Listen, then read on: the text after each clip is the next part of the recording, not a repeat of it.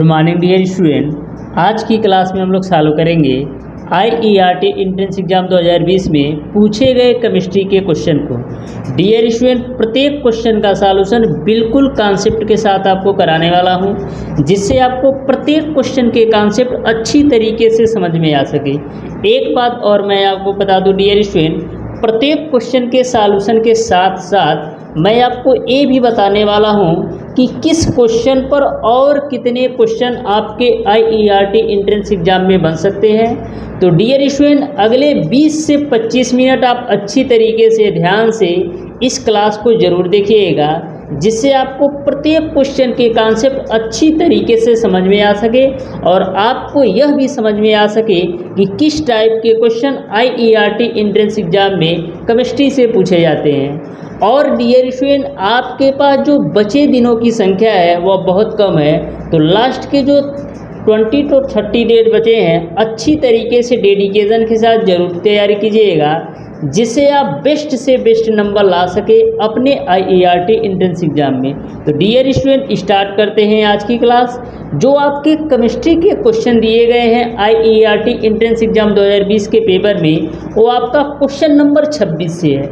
इसके पहले ऑलरेडी मैंने मैथ के क्वेश्चन को सॉल्व करवा रखा है। यदि वो वीडियोज आपने अभी तक नहीं देखा है तो ज़रूर देखिएगा, डिस्क्रिप्शन में उसका लिंक मिल जाएगा। तो डियर स्टूडेंट, ध्यान से प्रत्येक क्वेश्चन के सॉल्यूशन को आप समझिएगा।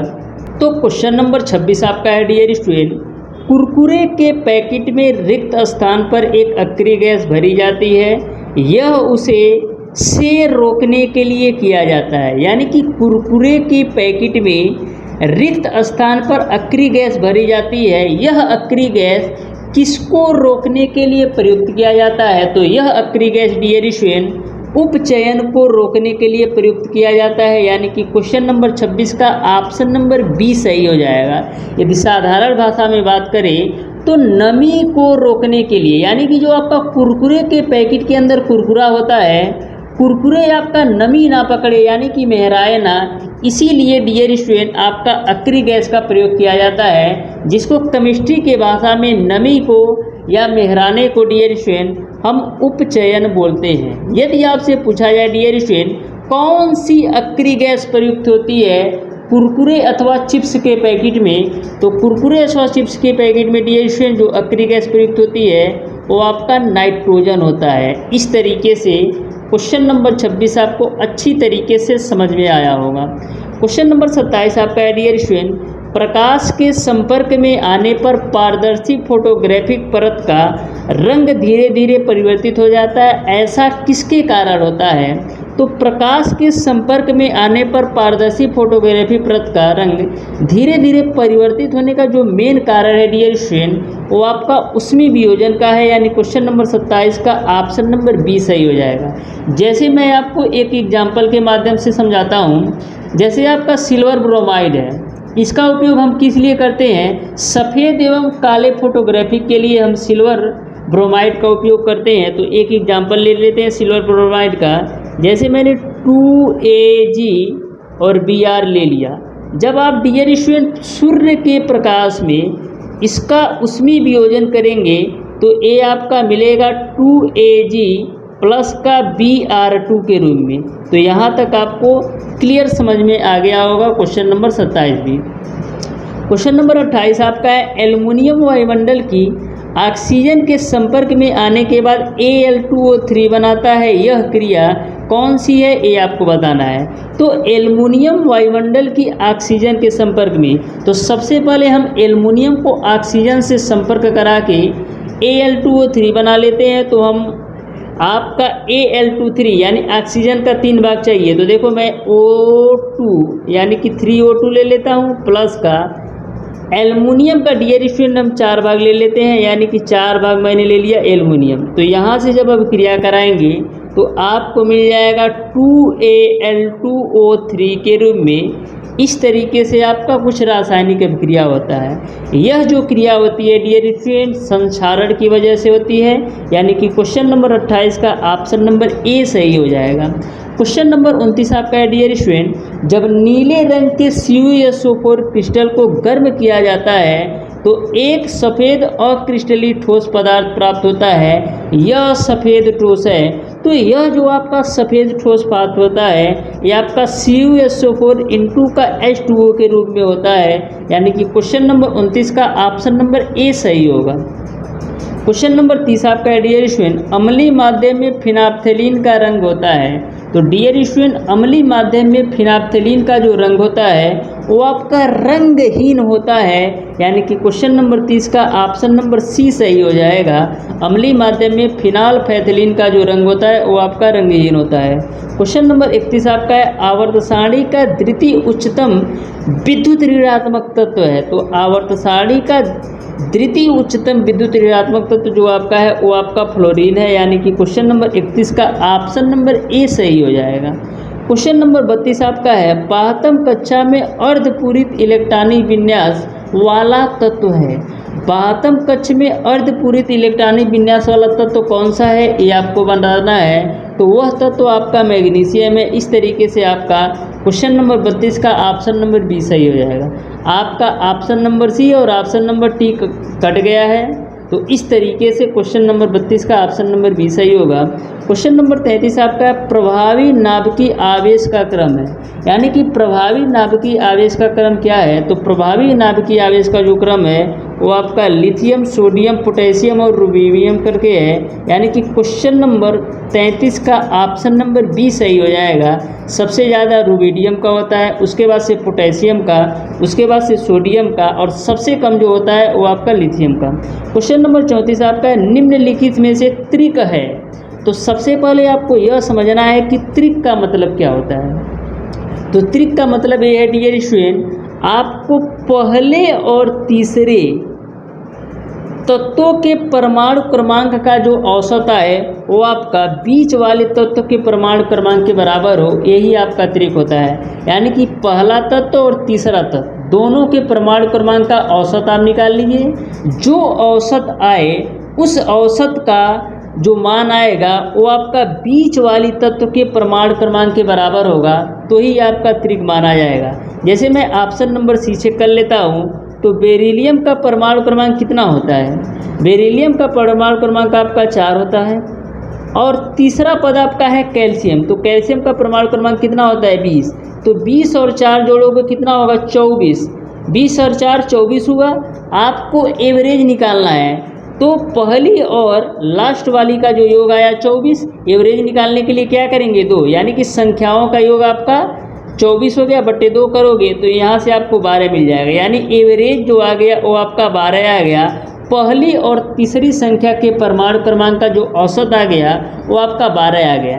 यदि आपका 12 बीच वाली संख्या का परमाणु क्रमांक है, यदि 12 बीच वाली संख्या का परमाणु क्रमांक है, तो आपका क्वेश्चन नंबर 34 का ऑप्शन नंबर सी सही हो जाएगा। तो आप देख सकते हैं कि मैंने बेरिलियम और कैल्शियम का औसत निकाला परमाणु क्रमांक का, तो 12 आया, और 12 परमाणु क्रमांक ही मैग्नीशियम का होता है। इस तरीके से जो आपका ऑप्शन नंबर सी है वह त्रिक के नियम पर है। यहाँ तक आपको क्लियर है। क्वेश्चन नंबर 35 आपका है, KOH LiOH की अपेक्षा प्रबल क्षार है, इसका कारण है। तो KOH LiOH की अपेक्षा प्रबल क्षार है, इसका कारण क्या है। अत्यंत अभिक्रियाशील है। इस तरीके से पोटेशियम आपका अत्यंत अभिक्रियाशील है, यानी कि क्वेश्चन नंबर 35 का ऑप्शन नंबर सी सही हो जाएगा। क्वेश्चन नंबर 36 आपका एल्कली की उपस्थिति में एक एस्टर का जलीय अपघटन कहलाता है। तो एल्कली की उपस्थिति में एक एस्टर का जलीय अपघटन आपका कहलाता है डियर स्टूडेंट साबुनीकरण, यानी कि क्वेश्चन नंबर 36 का ऑप्शन नंबर बी सही हो जाएगा। क्वेश्चन नंबर 37 आपका है, वनस्पति तेल में सामान्यतः होता है। तो वनस्पति तेल में सामान्यतः क्या होता है। वनस्पति तेल में सामान्यतः डियर स्टूडेंट असंतृप्त वसी अम्ल होते हैं, यानी कि क्वेश्चन नंबर 37 का ऑप्शन नंबर ए सही हो जाएगा। क्वेश्चन नंबर 38 आपका है, कठोर जल साबुन के साथ पृष्ठमल बनाता है, किसकी उपस्थिति के कारण। तो कठोर जल साबुन के साथ पृष्ठमल बनाता है, किसकी उपस्थिति के कारण। तो कठोर जल साबुन के साथ पृष्ठमल बनाता है डियर स्टूडेंट आपका CaCl2 के कारण। इस तरीके से डियर स्टूडेंट आपका क्वेश्चन नंबर 38 का ऑप्शन नंबर डी सही हो जाएगा। क्वेश्चन नंबर 39 आपका है, मीसेल का जल विरोधी अंतः हाइड्रोकार्बन में घुलनशील है क्योंकि यह। तो मीसेल का जल विरोधी अंतः हाइड्रोकार्बन में घुलनशील किसके कारण है? यह आपका अध्रुवी के कारण है, यानी कि क्वेश्चन नंबर 39 का ऑप्शन नंबर ए सही हो जाएगा। क्वेश्चन नंबर 40 आपका है, वे यौगिक तो सजाती श्रृंखला में नहीं आते, वे आपको बताना है। तो सजाती श्रृंखला में कौन कौन से यौगिक हैं इसको हम देख लेते हैं। तो सजाती श्रृंखला में आपका डियर स्टूडेंट, सजाती श्रृंखला में कौन कौन से यौगिक हैं इसको हम देख लेते हैं। तो पहला तो आपका CH4O है, दूसरे नंबर पर आपका C2H6O है और तीसरे नंबर पर आपका C3H8O है। लेकिन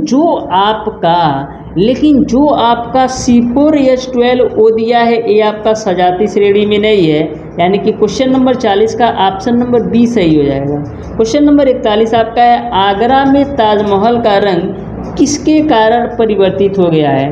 तो जो आपका आगरा में ताजमहल है उसका जो रंग है परिवर्तित जो होने का कारण है वो आपका अम्लीय वर्षा के कारण है, यानी अम्ल वर्षा के कारण होता है। अब आपको समझना ये है कि अम्लीय वर्षा का रासायनिक सूत्र क्या होता है। तो अम्लीय वर्षा का जो रासायनिक सूत्र होता है डियर स्टूडेंट वो आपका HNO3 होता है। अम्लीय वर्षा का जो रासायनिक सूत्र होता है वो आपका HNO3 होता है। अब बात ये आती है कि अम्लीय वर्षा आखिर होता क्यों है। तो जैसे हम ताजमहल का एग्जाम्पल लेते हैं, तो ताजमहल के आसपास डियर स्टूडेंट आपके कुछ कल कारखाने हैं या उद्योग धंधे हैं, जिसके कारण डियर स्टूडेंट वायु में उच्च मात्रा में सल्फर व नाइट्रोजन के ऑक्साइड विद्यमान रहते हैं। इसी के कारण आपका अम्लीय वर्षा होती है। जैसे आपका आगरा का ताजमहल है, इसके आसपास आपकी कुछ फैक्ट्रियाँ हैं, कुछ उद्योग धंधे हैं, तो इन फैक्ट्रियों के थ्रू डियर स्टूडेंट सल्फर और नाइट्रोजन के ऑक्साइड विद्यमान होते हैं। तो इसी के वजह से जो आपका आगरा का ताजमहल का रंग है वो आपका अम्लीय वर्षा इसी के कारण होती है, सल्फर और नाइट्रोजन के ऑक्साइड के कारण। तो इसी अम्लीय वर्षा के वजह से डियर स्टूडेंट आपके जो आगरा का ताजमहल का रंग है वो आपका बदल गया है। क्वेश्चन नंबर 42 आपका है, प्रति अम्ल को कम करने के लिए प्रयुक्त होते हैं। तो प्रति अम्ल को कम करने के लिए आप क्या प्रयुक्त करते हैं ये आपको बताना है। तो प्रति अम्ल को कम करने के लिए अम्लीयता प्रयुक्त करते हैं, यानी क्वेश्चन नंबर 42 का ऑप्शन नंबर बी सही हो जाएगा। क्वेश्चन नंबर 43 आपका है, दंत मंजन में उपस्थित रासायनिक यौगिक है। तो दंत मंजन में उपस्थित रासायनिक यौगिक क्या होता है? CA3PO4 का ट्वाइस, यानी क्वेश्चन नंबर 43 का ऑप्शन नंबर ए सही हो जाएगा। क्वेश्चन नंबर 44 आपका डियर स्टूडेंट, नारंगी के रस का pH मान है। तो जो आपका खाने वाला नारंगी आता है इसके रस का pH मान कितना होता है? तो इसके रस का pH मान आपका 2 से 2.35 तक होता है, यानी कि क्वेश्चन नंबर 44 का ऑप्शन नंबर ए सही हो जाएगा। क्वेश्चन नंबर 45 आपका पाचन में मदद करने वाला अम्ल है। तो पाचन में मदद करने वाला जो अम्ल है वो आपका हाइड्रोक्लोरिक अम्ल है, यानी कि क्वेश्चन नंबर 45 का ऑप्शन नंबर बी सही हो जाएगा। यदि आपसे पूछा जाए हाइड्रोक्लोरिक अम्ल का रासायनिक सूत्र क्या है, तो ये Cl, जो किस में पाया जाता है? पेट में पाया जाता है। क्वेश्चन नंबर 46 आपका है, कार्बन का अपर रूप किसका उच्च गलनांक है? तो जो आपके कार्बन के अपर रूप होते हैं वो कौन कौन से होते हैं? तो कार्बन के अपर रूप आपके डियर स्टूडेंट होते हैं हीरा, फ्लोरीन और ग्रेफाइट। तो कार्बन के अपर रूप हीरा, फ्लोरीन और ग्रेफाइट में किसका उच्च गलनांक होता है ये आपको बताना है। तो इसमें जो आपका उच्च गलनांक होता है हीरे का, यानी कि क्वेश्चन नंबर 46 का ऑप्शन नंबर डी सही हो जाएगा। क्वेश्चन नंबर 47 आपका है, वह यौगिक जो जलने पर एक धूमिल ज्वाला देता है, बताना है। तो यह यौगिक जो जलने पर एक धूमिल ज्वाला देता है वो आपका होता है C2H4, यानी कि क्वेश्चन नंबर 47 का ऑप्शन नंबर डी सही हो जाएगा। इस तरीके से डियर स्टूडेंट क्वेश्चन नंबर 47 का ऑप्शन नंबर डी सही हो जाएगा। यदि आपसे पूछा जाए कि C2H4 का रासायनिक नाम क्या है, तो C2H4 का रासायनिक नाम डियर स्टूडेंट एथिल या एल्किन भी इसको बोला जाता है। क्वेश्चन नंबर 48 आपका है, निकेल उत्प्रेरक की उपस्थिति में एल्कीन में हाइड्रोजन के योग से बनने वाली अभिक्रिया है। तो निकेल उत्प्रेरक की उपस्थिति में एल्कीन में हाइड्रोजन के योग से बनने वाली अभिक्रिया क्या होगी ये आपको बताना है। तो सबसे पहले तो आपको एल्कीन का रासायनिक सूत्र पता होना चाहिए। तो एल्कीन का जो रासायनिक सूत्र है वो आपका C2H4 है। इसको किससे अभिक्रिया कराया जा रहा है? इसको योग कराया जा रहा है हाइड्रोजन के साथ। तो जब आप एल्कीन को हाइड्रोजन के साथ योग कराएंगे तो आपको मिल जाएगा डियर स्टूडेंट C2H6। तो यह किस प्रकार की अभिक्रिया है? योगात्मक अभिक्रिया है। क्यों? तो यहाँ तक आपको समझ में आ गया होगा, क्योंकि आपका एल्कीन में हाइड्रोजन जुड़ रहा है जिसके थ्रू आपका एथेन बन रहा है। इस तरीके से यह आपका योगात्मक अभिक्रिया हो गया। क्वेश्चन नंबर 49 आपका एक यौगिक के जिसका सूत्र आपका C3H8O है, इसके दो संरचनात्मक समावयवी हैं, उपचयन पर यह एक अम्ल बनाता है। यौगिक ए क्या है ये आपको बताना है। तो सबसे पहले हम C3H8O का आपको IUPAC नेम आना चाहिए। तो C3H8O का IUPAC नेम से पहले हम संरचना सूत्र बना लेते हैं। तो देखो 3 कार्बन है, तो 1 2 3 ठो कार्बन लगा लिया। हाइड्रोजन की मात्रा 8 है, तो एक हाइड्रोजन यहाँ लगा दिया, एक हाइड्रोजन बाबू यहाँ लगा दिया, एक हाइड्रोजन यहाँ लगा दिया, एक हाइड्रोजन यहाँ लगा दिया, एक हाइड्रोजन यहाँ लगा दिया। कितना हो गया? 5। और एक हाइड्रोजन यहाँ लगा दिया 6, एक हाइड्रोजन यहाँ लगा दिया 7। तो यहाँ पर मैं OH लगाऊंगा तो ही आपका 8 होगा। अब देखो 3 कार्बन हो गए, 8 हाइड्रोजन हो गए और 1 ऑक्सीजन, यानी कि C3H8O पूरा हो गया। तो इसका आपका IUPAC नेम क्या होगा? मैंने आपको बताया था कि जिधर से आपको क्रियात्मक समूह सबसे पहले मिल जाए उधर से आपको काउंट करना है। तो आपको राइट साइड से क्रियात्मक समूह सबसे पहले मिल जा रहा है, यानी कि 1 2 3। तो इसका IUPAC नाम क्या होगा? इसका IUPAC नेम होगा, 1 नंबर पर है तो 1, अब 3 कार्बन है तो प्रोप और OH जुटा है तो क्या जोड़ेंगे? नाल, यानी कि 1 प्रोपेनाल हो जाएगा, 1 प्रोपेनाल हो जाएगा। यानी कि क्वेश्चन नंबर 49 का ऑप्शन नंबर, क्वेश्चन नंबर 49 का डियर स्टूडेंट आपका ऑप्शन नंबर C सही हो जाएगा, 1 प्रोपेनाल। यदि अभी तक आपने IUPAC नेम के बारे में अच्छी तरीके से नहीं पढ़ा है तो ज़रूर पढ़ लीजिएगा। इसके बारे में मैंने ऑलरेडी एक क्लास ले रखा हूँ जिसके भी मैंने IUPAC नेम को बिल्कुल शानदार तरीके से क्लियर करवा दिया है। IUPAC नेम एक ऐसा टॉपिक है जिससे आपके एग्ज़ाम में 3 से 4 क्वेश्चन 100% पूछा जाना है, तो वहाँ से आप ज़रूर पढ़िएगा। क्वेश्चन नंबर 50 आपका है डियर स्टूडेंट, विकृत परिशोधित स्प्रिट में उपस्थित विषैला यौगिक जैविक यौगिक है। तो विकृत परिशोधित स्प्रिट में उपस्थित विषैला जैविक यौगिक आपका क्या होता है? वो आपका एथिल एल्कोहल होता है। यानी कि क्वेश्चन नंबर 50 का ऑप्शन नंबर A सही हो जाएगा। अब मैं आपको 3 क्वेश्चन देता हूँ होमवर्क का। पहला क्वेश्चन आपका है एथिल एल्कोहल का रासायनिक सूत्र बताना। दूसरा आपका है एसिटिलीन का फार्मूला क्या है ये बता देना। तीसरा आपका क्या है? सिंदूर का रासायनिक सूत्र क्या है ये आपको बताना है। तो 3 क्वेश्चन आपका है। पहला आपका एथिल एल्कोहल का रासायनिक सूत्र बताना है, दूसरा आपका एसिटिलीन का रासायनिक सूत्र बताना है, तीसरा आपको सिंदूर का रासायनिक सूत्र बनाना है। इस तरीके से डियर स्टूडेंट केमिस्ट्री के 25 क्वेश्चन का मैंने सॉल्यूशन करवा दिया है। फिर भी यदि आपको किसी भी क्वेश्चन में कोई भी डाउट या कोई भी कन्फ्यूजन हो तो आप उसे कमेंट बॉक्स में कमेंट करके जरूर बताइएगा। मिलते हैं नेक्स्ट क्लास में, तब तक के लिए धन्यवाद।